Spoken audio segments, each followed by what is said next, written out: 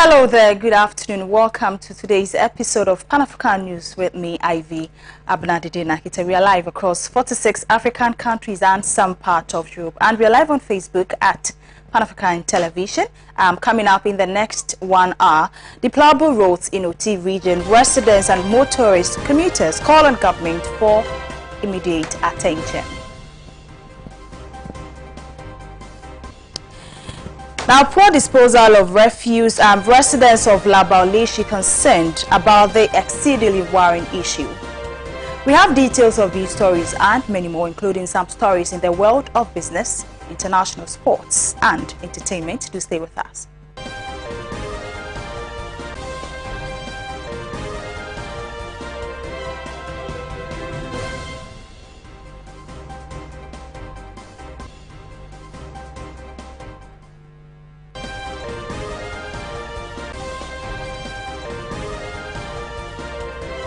The news in detail.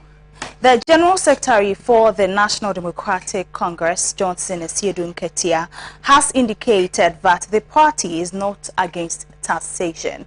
Now, Mr. Nketia underscored the need for introduction of taxes and said taxation is the only means of redistributing the wealth in the country. He declared this during the NDC's public forum on the 2022 budget at the Aliza Hotel. Been a misconception that NDC is against taxation, and the propaganda has gone on to even indicate that we are nation wreckers.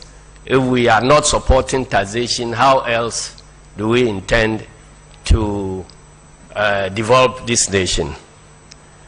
I want to let everybody know that NDC is not against taxation. Indeed, our philosophy is based on taxation.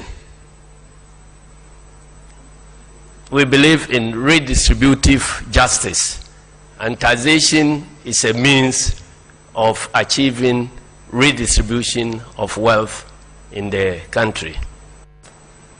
Our philosophy is hinged on the belief that once we have come together to live in one society, and we have different means, some will get rich, others will get richer, others will remain poor, whatever happens.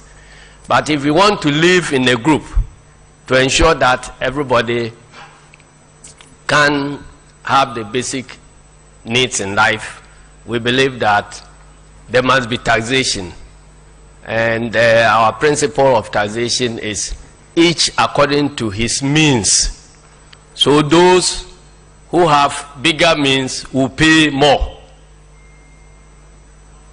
than those who don't have. So whilst we are supportive of taxation, we are very conscious about what type of taxation and how that taxation is implemented.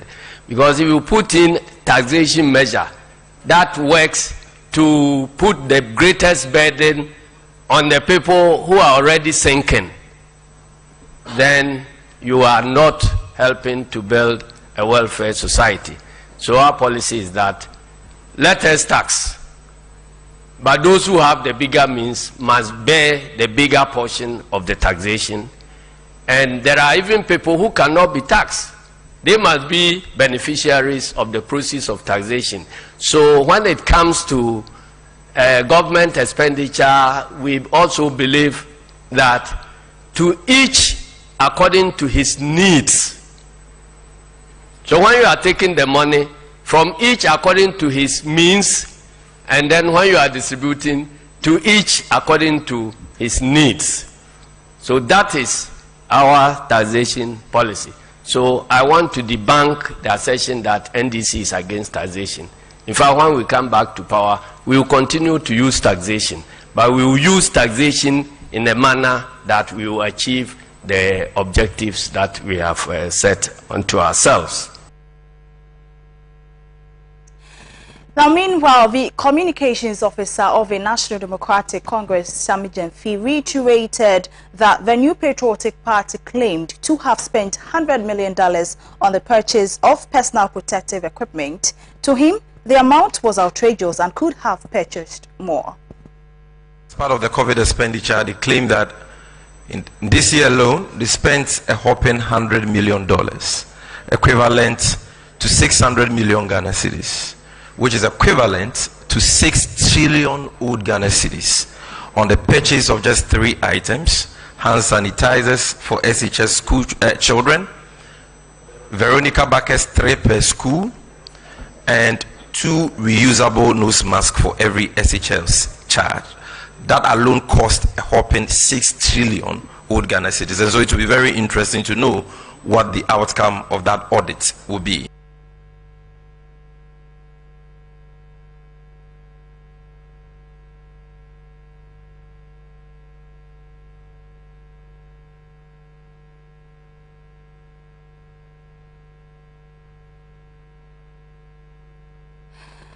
Away from that, the West African Examination Council has released provisional results of this year's West African Senior School Certificate Examination (WASSCE), with a decline in the performance of candidates who sat for mathematics and English language. Now, according to the examination regulatory body, 54.08% of the candidates excelled in English language and 54.11% of the candidates fared well in mathematics this year. Of 446,352 candidates, made up of 221,439 males and 224,913 females from 965 schools, sat for the examination this year. According to the Council's Head of Public Affairs, Agnes Day Kujo, about 65.71% of the candidates excelled in mathematics last year. The figure, however, declined to 54.11% in 2021. This implies that over 45% of the candidates who sat for the 2021 WASSCE failed mathematics and English language. The information released by the Council indicates that 65.70% of the candidates passed in integrated science, while 66.03% excelled in social studies. In 2020, the candidates who passed integrated science and social studies were 52.53% and 64.31% respectively. Meanwhile, WAEC has revealed that the results of some 3,667 candidates have been withheld pending the conclusion of investigations into malpractice detected during and after the conduct of the examination. Greater Accra Regional Commander of the Ghana National Fire Service ACFO 1 Alhaji Nuhu Jibril has sensitized the public on measures to adopt in ensuring fire safety. This comes ahead of the festive seasons and likelihood of Harmattan, which could possibly occur next year. Fire service is mandated to prevent and manage undesired fires, and that is exactly what we are doing in the Greater Accra region. We always want to make sure that fires do not occur at all. All over the world, everybody is moving from firefighting approach to fire prevention. And so we are also moving toward the same dimension. So we keep on educating the public, creating more awareness to the public so that they will adhere to the fire safety measures that Ghana National Fire Service have been recommended, have been preaching. That means if you embark on best fire safety practices in our homes, our offices, in our farms, wherever we go, we will not record fire outbreaks, and that life and property will be safe, and the social well-being of society will be okay, or the well-being of society will be okay. And as we keep on educating the public, when we get to Christmas and the Harmattan season, we intensify our education to the public so that people will know the do's and don'ts. We remind them. When I say do's and don'ts of fire, what I'm trying to say is that through attitudinal behavior, people start undesired fires. And so when we educate the public for them to know that some aspect of their attitude start the fire outbreak, they will avoid doing that, and that will not record fire outbreaks in the region. Some of the pieces of advice or a recommendation we want to make is that people should always supervise their cooking activities. And when you are cooking, you have to supervise it. After the cooking, you switch off any source of heat that you use. If it is charcoal, you extinguish it. If it is electricity that you use, you switch it off and then unplug it. If it is gas stove that you use, you close the valve and then you close the knob as well, so that at the burner side no gas is flowing. At the cylinder area no gas is flowing. Some of the things we want the public to understand and then flow with Ghana National Fires. I mean, every individual must be an ambassador of fire safety, advising the public to be very careful, extra careful in this period and even after this period. That is the message we have for the public, because if we are able to practice best fire safety everywhere, every individual, we will not start undesired fire through carelessness. We will not start undesired fire through ignorance.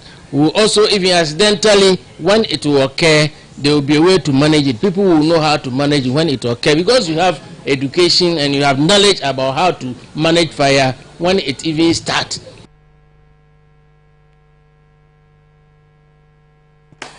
Some motorists and commuters who ply the road connecting Nkwanta and VOT regional capital are calling on government to, as a matter of urgency, fix the road. Speaking to our regional correspondent Somali Abdul Razak, they bemoan the dusty nature of the road. The deplorable road, which was awarded a contract under the erstwhile John Dramani Mahama administration, has been left unattended to. There's more in the following report.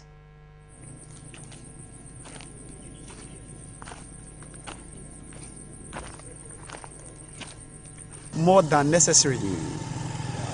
Even within the, beginning of November to the end, more than 5 accidents, either it being car or motorbike. As for the motorbike, it's uncountable.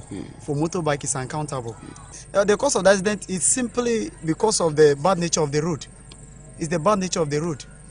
This one, very simple. The government must come to our aid. Other than that, there is saying that an increase in the number of accidents lead to an exponential increase to the number of deaths this constituency or this municipality will record. So they must do something about this road. They should come and then just tie up the road for us. Sign crying, but basing there, your man penny nanado or by one young Asian family.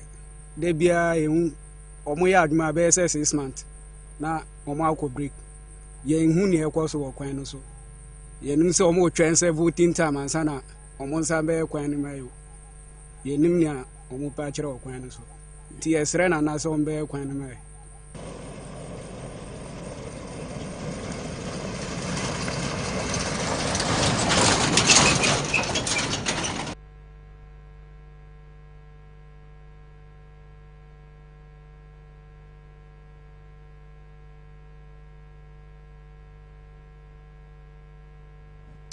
Residents of Laubaleshi, a suburb of Accra, are extremely worried over poor disposal of refuse in the area. According to them, the situation is seriously affecting their health and lifestyle, coupled with an unbearable stench stemming from where it is sited. Your friend Matthew, no, a dime say I don't know, say a dia on bedemo and then into one details no a blocky her into any minima de cry and now the ties no a block to me say any baby I may want there in Shumbao but Umamuan should try sometimes a honey in shoe and our face into a hand a ensure and so now we feel it. Because got an hour hano, me who a down the excavator every year that since me o Malaysia about 15 years now, me who down me got away with that. As some money MPs, Omo area and Omo say Omo Shebola, any gatawaha. Because as a constituency, you know, as all say way ewaha, way ewa, but me who a da Omo to Monai a share. Yeah, me who say abani ya fawono, almost stop a bolano. na say so mu stop it there and the omufa containers bebre ebegu ho we ye ma na omahwe gu ba kono but container no be si ho no ebi wa container be si ho 3 days 4 days na omu fire entina bebre na omuhwe bola no gu ho last car ne be pia esa pia bola no ebe ni enti omu pia no sa obenwa na got away no na ase enti esia and the insure to ebe say nyoma enti tumi no omu stop omu government no ne obe ya boy ni say everyone say omu ni nkrofo no stop omu ha sina bola ni sina omu hwe gu fom omu tumi hwe gu fom bi ha eno be boy obi a insure to higher ma na gata bola ne be bon sa nti higher pa yenya na ni hanka yepe we say bon papa we say we abo say I want to maintenance. Mom, person who said, "You need place some dump refuse." Just hand me say now. Oh, first, you maybe put the car by say I am the container keep to every say I say. Anna almost is about answer and you know massa starting to the baby and will be a good ball. How no meaning a good ball. And so not because of God, I bear my woman say, in soon sunny baby ball and no, I then antenna. Say, one day in your band, then now, but say a kid to a bill. I get to be now, but say, and I saw more discount when she more none a since he can't in Abbey Shade work. Can't in Abbey Shade work.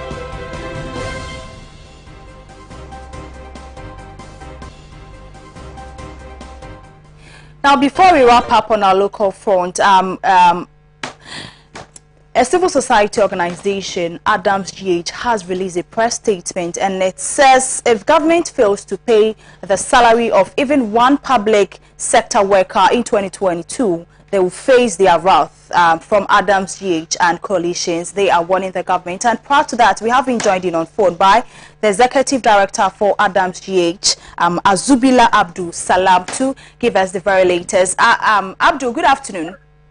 Yeah, good afternoon, and greetings to all your viewers this afternoon. Hello, Abdul, good afternoon. Yeah, good afternoon, and greetings to all your viewers. Well, you still... Abdul, if you can hear me, it has come to our notice that your coalition is warning the government that if they don't pay any public sector worker in 2020, they are going to face your wrath. Can you tell us more in the following press statement? Yeah, thank you very much for the opportunity. And as you mentioned our name, we are Anchoring Democracy Advocacy Movement Ghana, and in short, it's Adams GH. We are working in collaboration with Coalition Against the Leadership of CUC and Organized Labor. Okay. And all what we are saying is that, in fact, government is showing disrespect to public sector workers, and we need to draw their attention to it, and also send a warning to government that government workers or public sector workers are not vulnerable people. Neither we are beggars who always beg money from government every month. We are sick and tired of this disrespect shown to government workers. Why are we saying this? Okay. Early this year, when government officials were negotiating our salary increment with our union leaders, they threatened government workers that if we fail to accept the 4% salary increment, they were going to lay workers off, what they call retrenchment.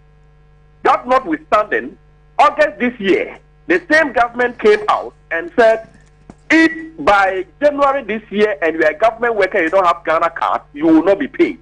We protested and they withdrew that. They withdrew that directive. Now, approval of 2022 budget and e-levy saga and the budget rejection in Parliament. The finance minister came out once again saying that government workers will not be paid in 2021 if the e-levy is not approved. And we are saying enough of this empty threat against government workers. Look, if you look at workers, we are not people that government should only be issuing threats. they're supposed to negotiate.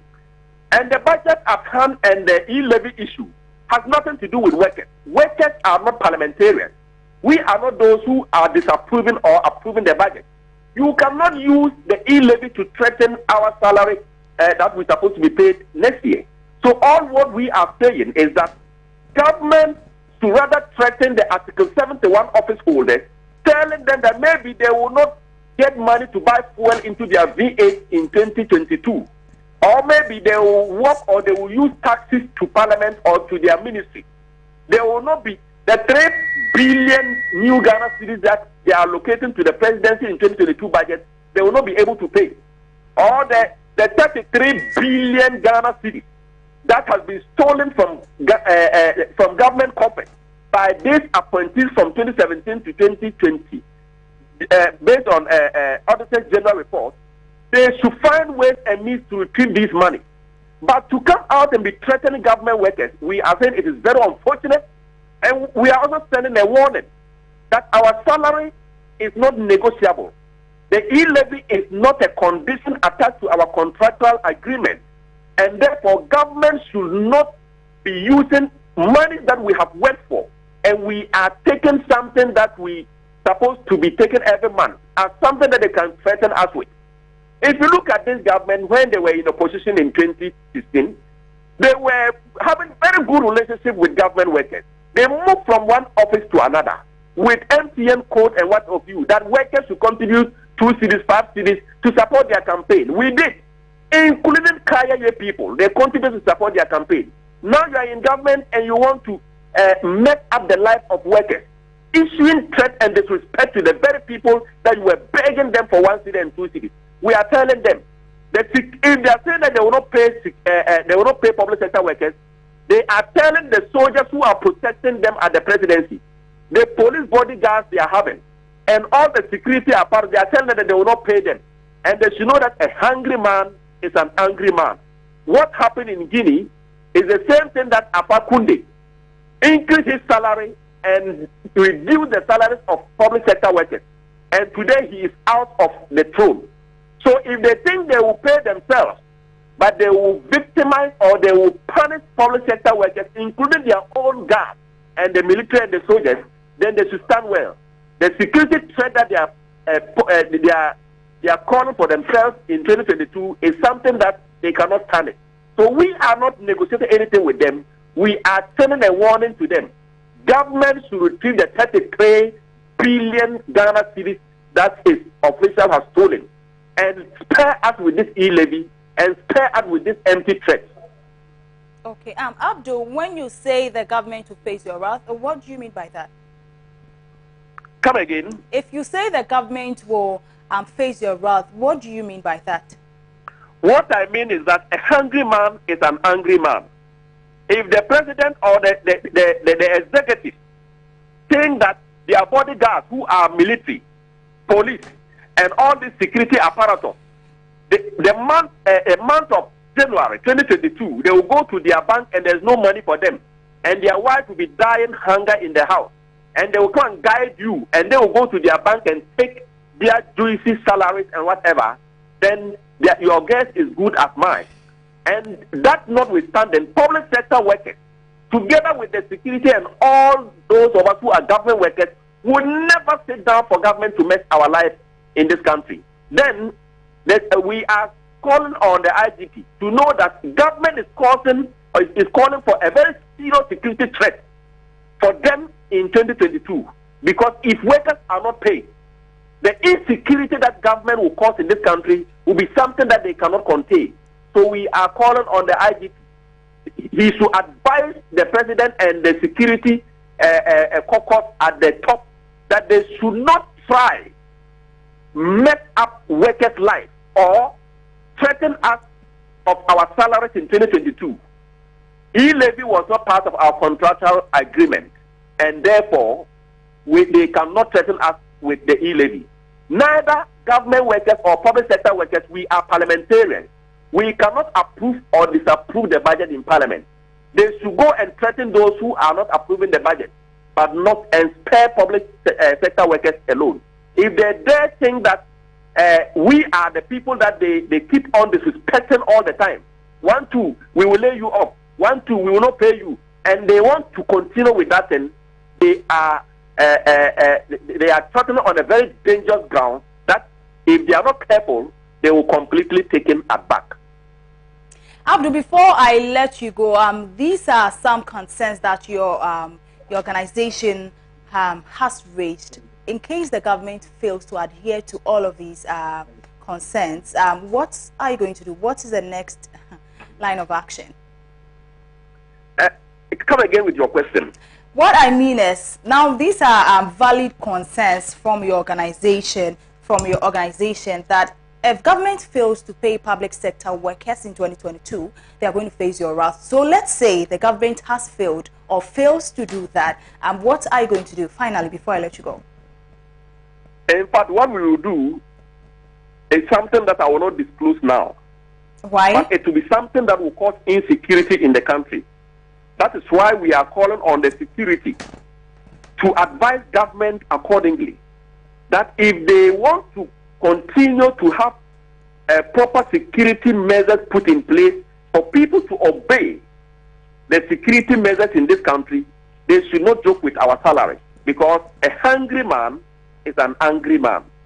And these people include those who are holding guns, those holding guns and weapons, guiding them.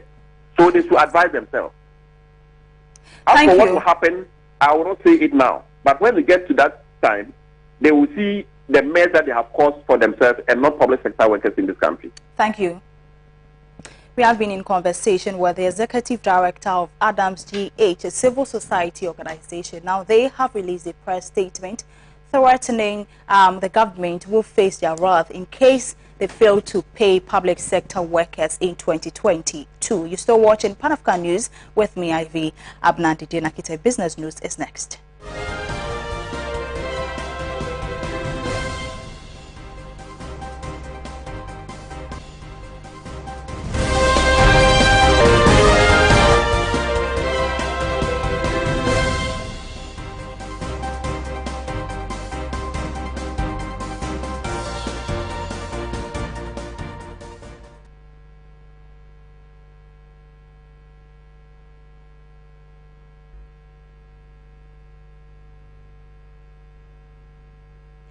Now let's do business. The Executive Secretary of Importers and Exporters Association of Ghana, Samson Asaki Awingobet, has intimated that the reversal of the benchmark value will make life unbearable for the ordinary Ghanaian. Now, according to him, the decision by the Finance Ministry to adjust the benchmark value will automatically affect consumer price and the cost of living. On December 6, 2021, Finance Minister Ken Ofori-Atta announced adjustments to the 2022 budget statement. On the benchmark value, he noted clearly that government will ease the burden of hardship to importers and consumers while safeguarding the interest of local manufacturing industries to secure and expand jobs for our people. The administrative exercise, which reviewed 43 out of 81 line items, will promote local manufacturing and the 1D, 1F policy, including the assembling of vehicles. In line with this, Pan African News team interacted with Executive Secretary of Importers and Exporters Association of Ghana, Samson Asaki Awingobet, on the said issue and came through with this report. Already the cost of goods and services in the market is on the high note. Ghanaians are keeping quiet, and Ghanaians are not saying anything concerning government going to do the reversal of the benchmark values. I am optimistic that by the time those products get to Accra, Kumasi and the rest, if you don't pay like 500 and more, you are not going to get a bag of maize to buy. Now what does that imply? It tells you that those who are saying that benchmark value is killing the industry, is killing their businesses, already, how much are they selling their price of goods, their goods at the market, at bumper harvest? Left alone if you move to like first quarter, second quarter, third quarter next year. I strongly foresee there will be a high cost of living and a high cost of food and foodstuff in this country. If minimum values is taken away, and importers are going to incur all the costs of doing business in our port, it tells you that you and I, if you're going to buy rice come first, second quarter, thereabout, you are going to pay a huge amount of money. Reporting for Pan-African News, Daniel Kwabna Asari.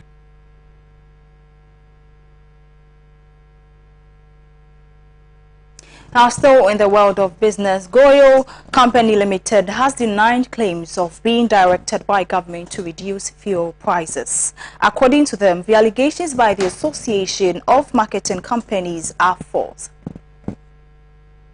In a statement signed by the CEO and Managing Director of the company, Kwame Osei-Prempeh, Goil wants to state categorically that at no point did the government direct the company to reduce its fuel prices as being alleged by Circulator. The statement also noted that Goil is a listed company with a constituted board of directors and management and takes its decision based on prudent commercial principles, adding that Goil is guided by the fact that the company is owned by Ghanaians and that has always influenced its pricing policy. According to Mr. Prempeh, the oil marketing company decided to sacrifice part of its margin in the pricing window for the benefit of its customers and Ghanaians as a result of the agitation of transporters and concerns of Ghanaians. Due to the above mentioned, Osei-Prempeh, however, stated that he is surprised that the AOMC found its voice and the audacity to make such a claim. He further challenged the association to provide proof for its allegations. The company said the action by the AOMC amounts to gross disrespect and contempt. Therefore, he decided to suspend its membership. Coming up next is international news.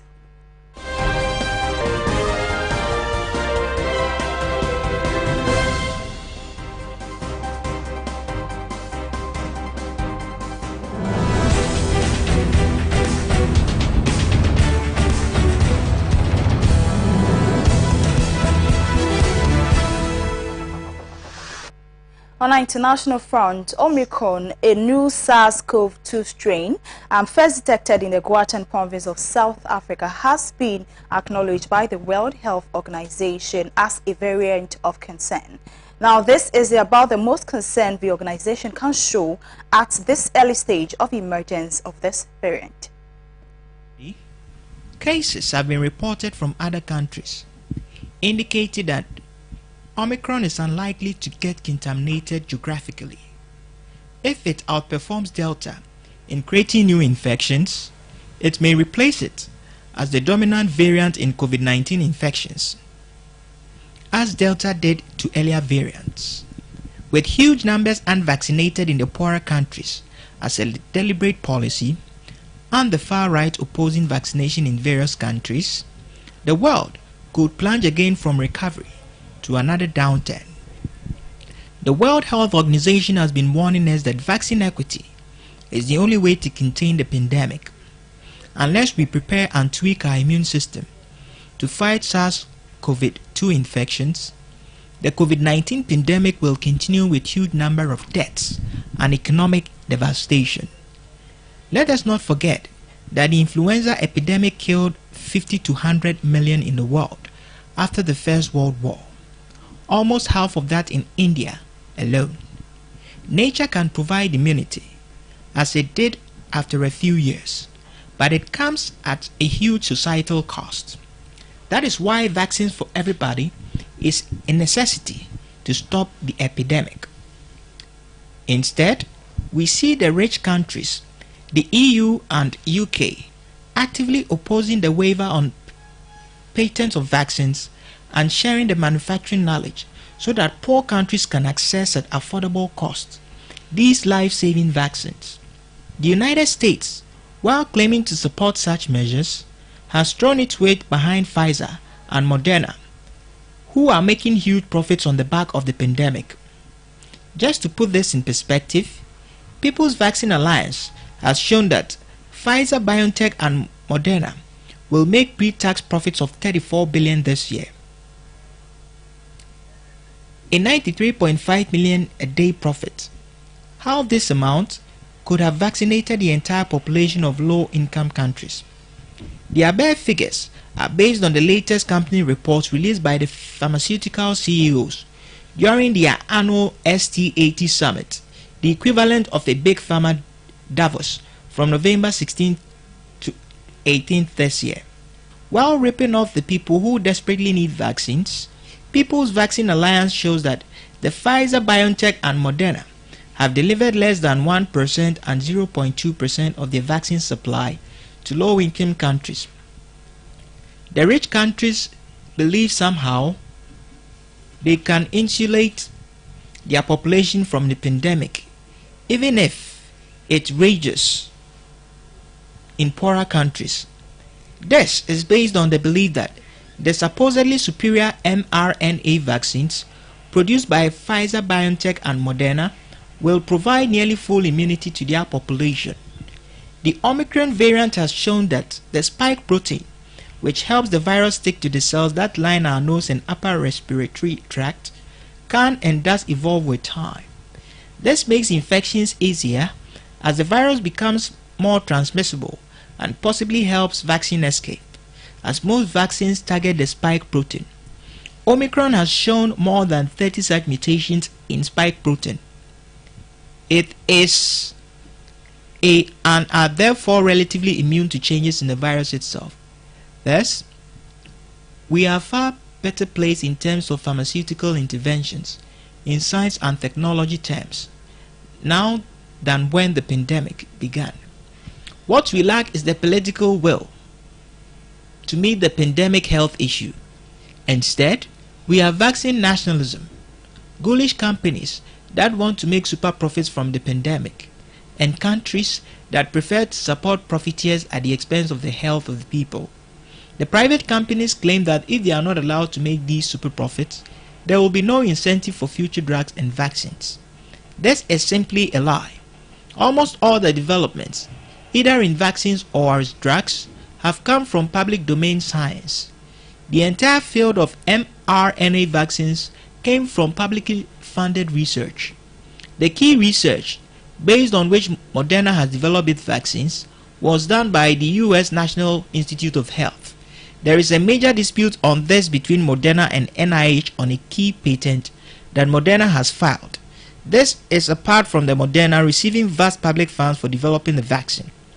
Even more narrowly, BioNTech, the small German company led by a Turkish origin husband and wife pair, developed this particular vaccine with a German government grant. This is their first commercial product. It is a BioNTech vaccine that Pfizer piggybacked on with its marketing and manufacturing muscle, securing worldwide rights. The vaccine is now wrongly known as the Pfizer vaccine, even though it had no role in its development. It is not different for the development of antivirals either. The original research for molnupiravir was done by Emory University. Similarly, most antivirals used against HIV, some of which are being repurposed for SARS-CoV-2, have come from public domain science.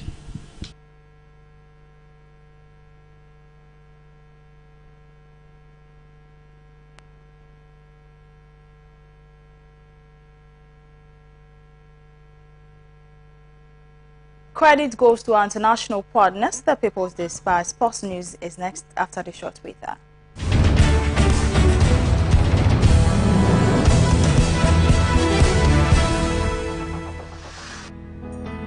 African Center for Capacity Building, AFCA, organizes the following executive and advanced certificate programs like Executive Certificate in Project Management, Executive Certificate in Human Resource Management, Executive Certificate in Real Estate and Property Management, Executive Certificate in Data and Records Keeping, Executive Certificate in Monitoring and Evaluation, Executive Certificate in Logistics and Transport Management, Executive Certificate in CCTV Monitoring and Installation. AFCAP, where capacity building is our priority. For registration and enquiries, please call 0244 405047, 0242135523. We have our branches in Accra, Tamale, Kumasi, and Wa. Saturdays and weekdays sessions are available. Admission is still in progress. Enroll now. Join the African professionals. AFCAP, where capacity building is our priority.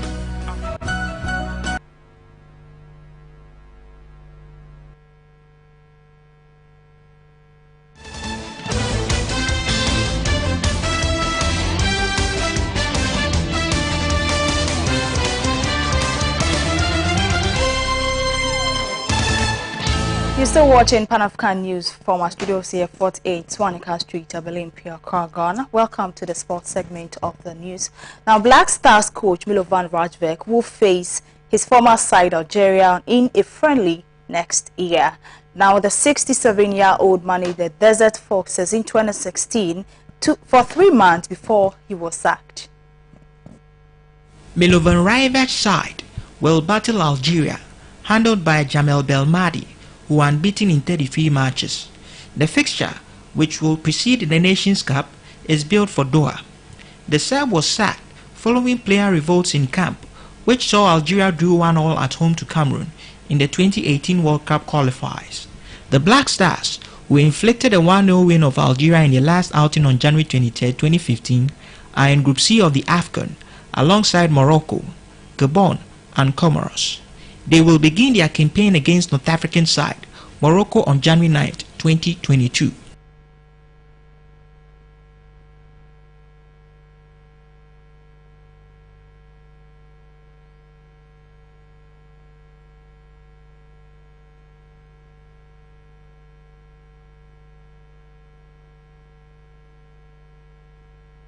So, in the world of sports, Accra Lions FC has been dealt a huge blow following the decision by head coach Rainer Kraft to leave the club.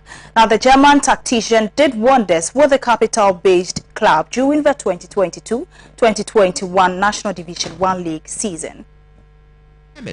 Who was appointed in 2019 for the Abokobi-based team, supervised 124 matches, recorded 83 victories, drew 25, and tasted 16 defeats.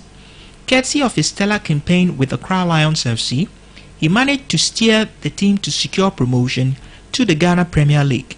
Having endured a turbulent start to the season with 2 wins after 6 games, the club has mutually parted ways with Rainer Andreas Kraft.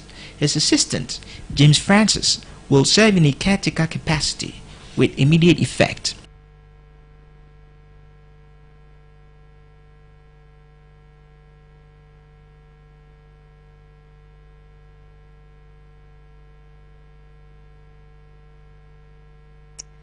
Five-time European champions Barcelona lost to Bayern Munich to miss out on the knockout stages of the Champions League for the first time in 17 years. Now, Barca have not been absent from the last 16 since 2003 to 2004, when they did not qualify for the competition at all. This exit continues a miserable campaign for the Spanish Giants after financial issues to let club legend Lionel Messi leave on a free transfer and then join Paris Saint-Germain in the summer. Barca needed to match Benfica's result to advance, but the Portuguese side won 2-0 at home to Dynamo Kiev, leaving Javi's men third and facing a Europa League knockout round playoff. The game, played in snowy conditions and without fans because of a surge in COVID-19 cases, got away from the visitors by half-time. Bayern drew first blood when Robert Lewandowski's cross found Thomas Müller and his header just crossed the line, before they doubled their lead thanks to a superb 30-yard strike from former Manchester City forward Leroy Sané. Jamal Musiala added a third in the second half with a routine finish after a pullback from Alphonso Davies. Barcelona had chances to take the lead when it was goalless, but Jordi Alba, who later went off with a hamstring injury, had a shot saved by Manuel Neuer, and Ousmane Dembele also wasted a chance by firing over. Bayern advanced as group winners with a 100% record. Benfica finished on 8 points, with Barcelona, who only scored twice in the entire group stage, on 7.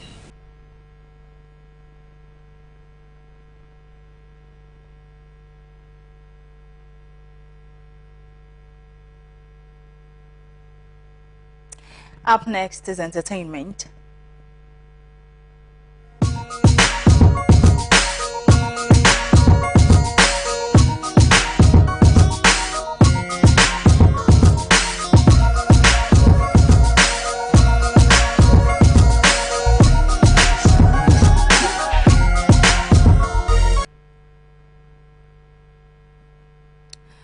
In the world of entertainment, the West African nation of Senegal is home to numerous sites which have both historical and cultural significance. Today, on our showbiz segment, let's shift our attention to the House of Slaves.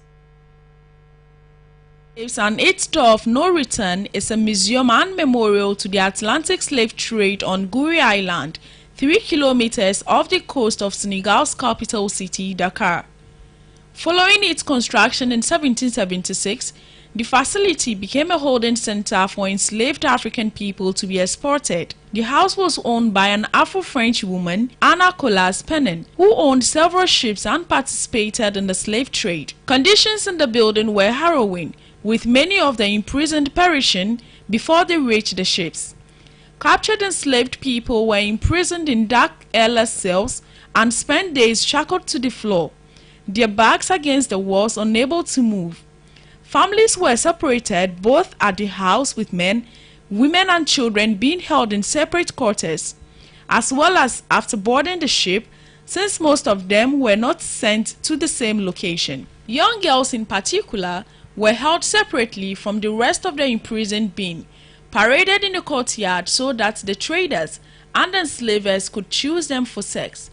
If they become pregnant, they were allowed to remain on the island until they give birth. Converted into a museum and memorial in 1962, largely through the work of Boubacar Joseph Ndiaye, the House of Slaves now stands as a testament to the human suffering and devastation caused by the slave trade. Ndiaye and supporters have submitted that there is evidence the building itself was originally built to hold a large number of enslaved people, and that as many as 15 million people pass through this particular door of no return.